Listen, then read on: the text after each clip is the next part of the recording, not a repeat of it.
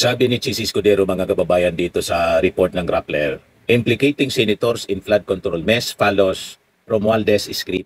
Pinalalabas mga kababayan ni Chis Escudero sa kanyang privilege speech ang mastermind, si Martin Romualdez. Ayan o. Sabi ni Chis Escudero, banggit sila ng banggit, name drop sila ng name drop ng pangalan ng senador. Maski na klaro naman kung inyong pakikinggan na wala silang masabing direktang nakausap o binigyan ng anuman. Lahat ito para lamang ipako ang mga senador sa media at sa publiko at ilayo ang atensyon sa Kamara at mga kongresman. Ayan huwag magpadala sa script at sarswela ni Martin Romualdez. Malabo po, mga kababayan, na tinuturo ni Chis Escudero, si Martin Romualdez na mastermind. Di ano niya, Mr. Maravillas, ang masasabi mo niya?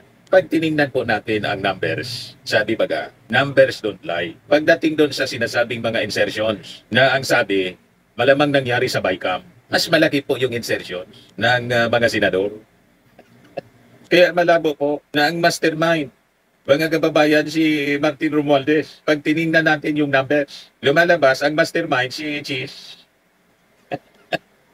Nahuli ka pa nga si Chis nang pumunta mga kababayan, di ba? Sa Congress. At malaki ang insertions. Malayo ang mga congressmen. And the numbers don't lie. The Senate insertions for DPWH projects totaled 143 billion pesos with only 22 senators, excluding the minority. That's over 6 billion per senator on average. Kaya baga mga kababayan, sabi ni Ping Lacson, almost all anya sa mga senador sabit sa insertions. Si Ping Lacson mismo ang nagsabi, almost all, halos lahat ng mga senador sabit sa insertions. Yung 19 Congress na mga members ng Senado.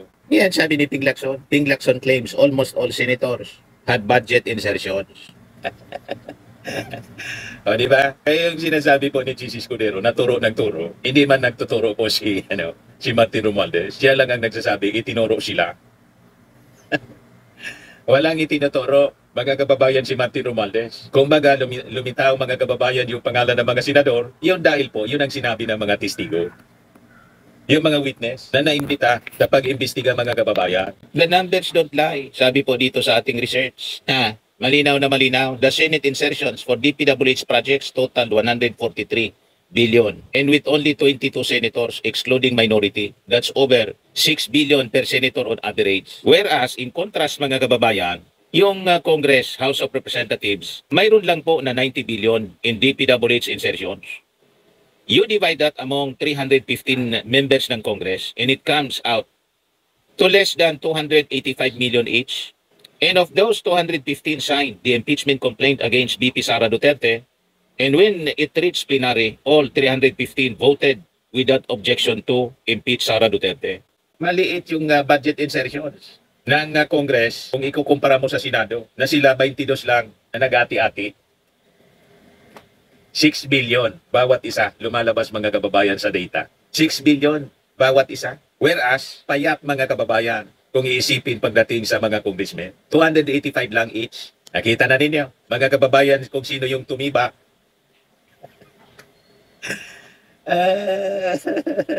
Malinaw mga kababayan.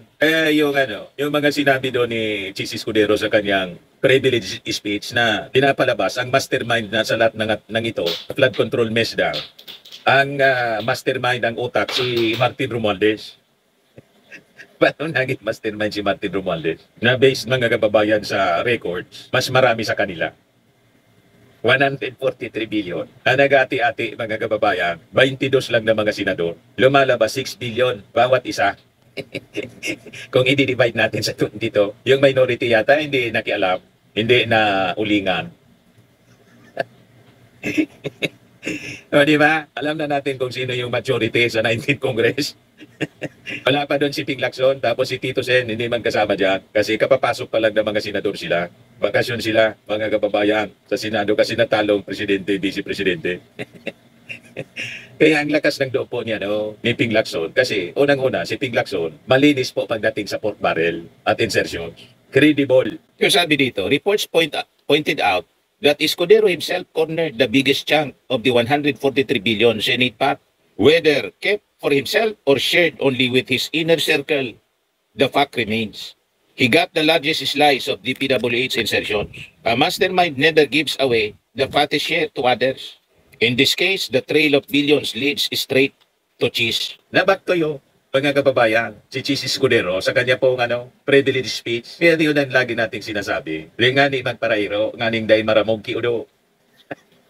More talk, more mistakes. No talk, no mistake. Pinili niyan magdaldal ng magdaldal. Ito yung report ng Billionaire News. Ano sabi dyan? 143 billion ham and cheese. Pinagpiestahan, almost all senators in 19th Congress had insertions in 2025 budget. DBM's Amena Pangandaman tag over flood control releases. Pero, as reported by Billionario.com 4 days ago, ito yung mga members ng 19th Congress. Sabi sa report, almost all. Sino lang dyan mga kababayan ang hindi tumanggap? Nakita ninyo yung mga pagmumuka. Si Bato, si Bongo, si Villar, si Lito Lapid, si Cayetano, si Robin, si Tulfo, Rafi Tulfo, si Bong Revilla, si Sherwin Gatchalian, si tawag dito, si Subiri, ito Sabit. Si Guy Pilato, Joel Villanueva, si J.D. Ercito, si Cynthia Villar, Grace Po, Amy Marcos. Ito sino to? Bak nakasama yan dyan, di man yan senador. Asawa siguro ni kung sino. Hindi kilala, sumingit. Si Jinggoy, si Cheese Escudero, si Tol Tolentino. Malamang ang hindi tumanggap itong dalawa.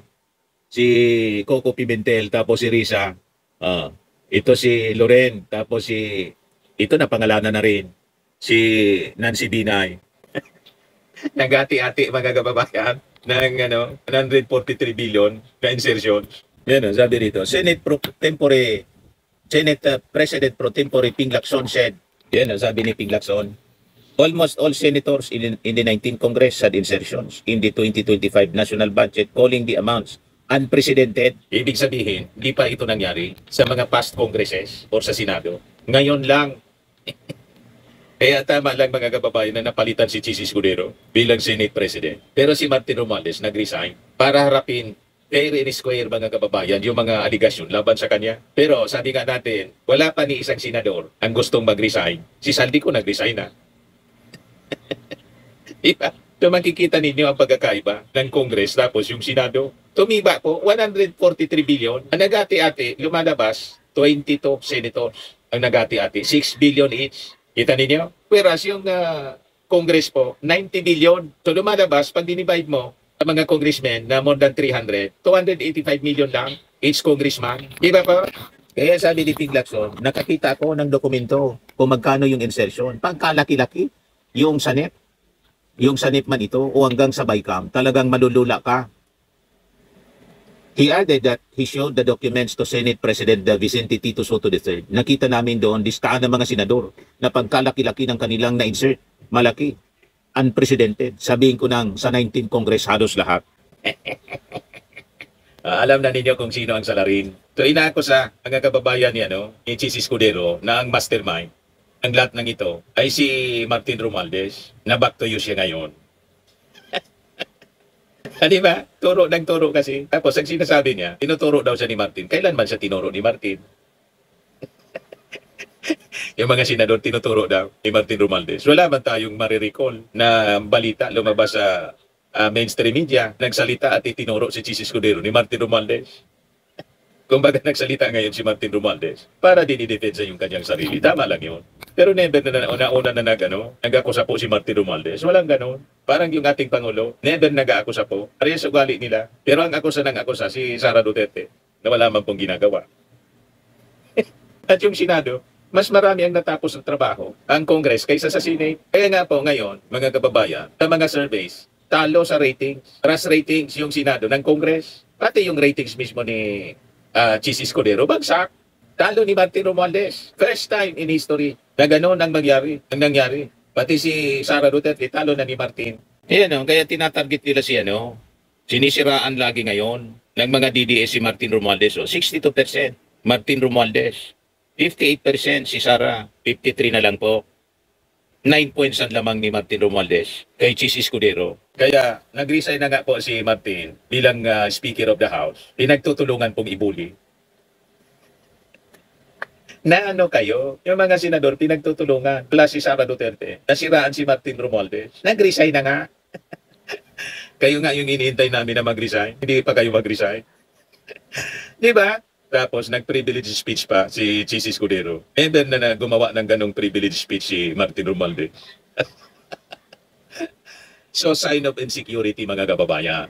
Tama ba? So makikita natin yung deflection game na ginagawa mga kababayan ni Chis Escudero. Dinideflect niya yung blame from his own allocations na napakatindi. 143 billion. Tinatarget niya ngayon si Martin Romualdez at pagmukhain mga kababayan na villain.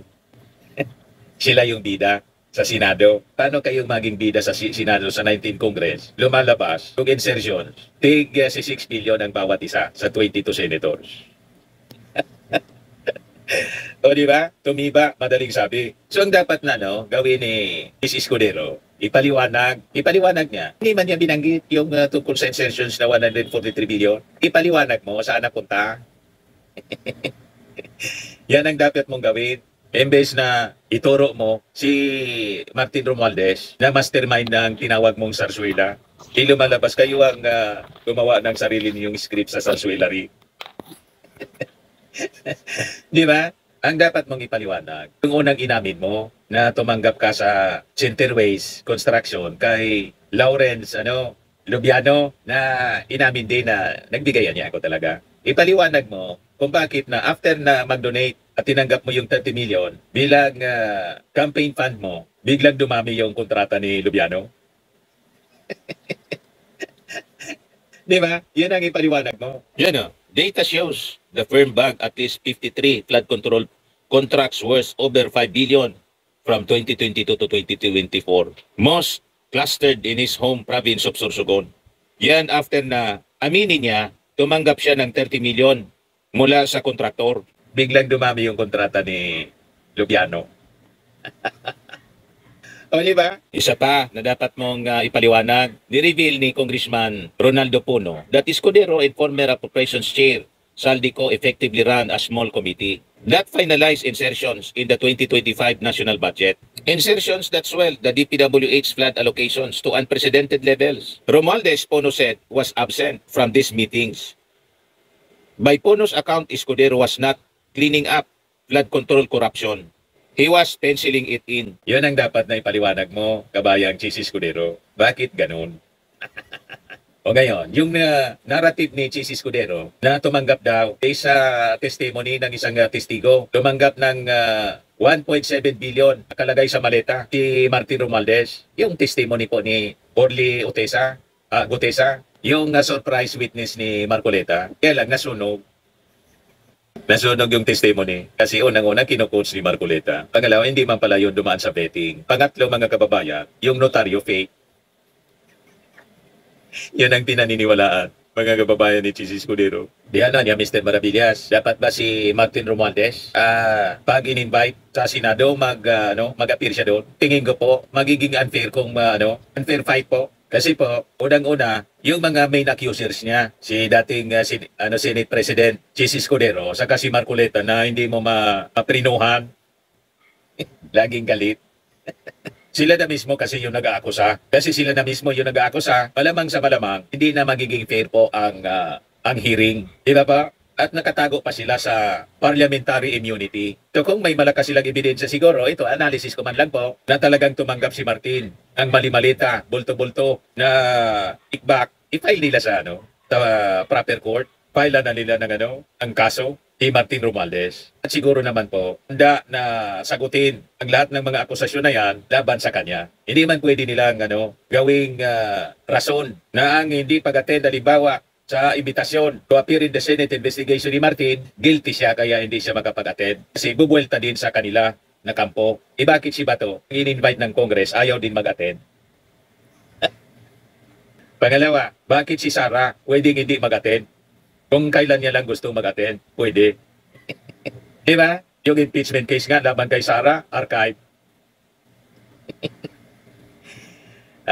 Hindi nila pwedeng gamitin ang ganong argumento. At saka yung interparliamentary courtesy. Yun ang sinasabi ni Ping Lacson eh. Pero nag-decide na si Ping Lacson, i-invite si Saldico pati si Martin Romualdez. Si Martin, anyway, nagpakita na po ng good faith niya. Pwede siya na harapin ito at ayaw niyang maimpluwensyahan ang mga investigasyon. Kaya nga po, nag-resign siya bilang speaker. Tama pa? Pero yung mga sabit ng senador, hindi pa po nagre-resign. Wala pang mag-resign. At ang pinakang masaklap, yung mga senador na sangkot, they have the gall na mag-participate sa investigasyon. Lumalabas, iniimbestiga nila yung sarili nila.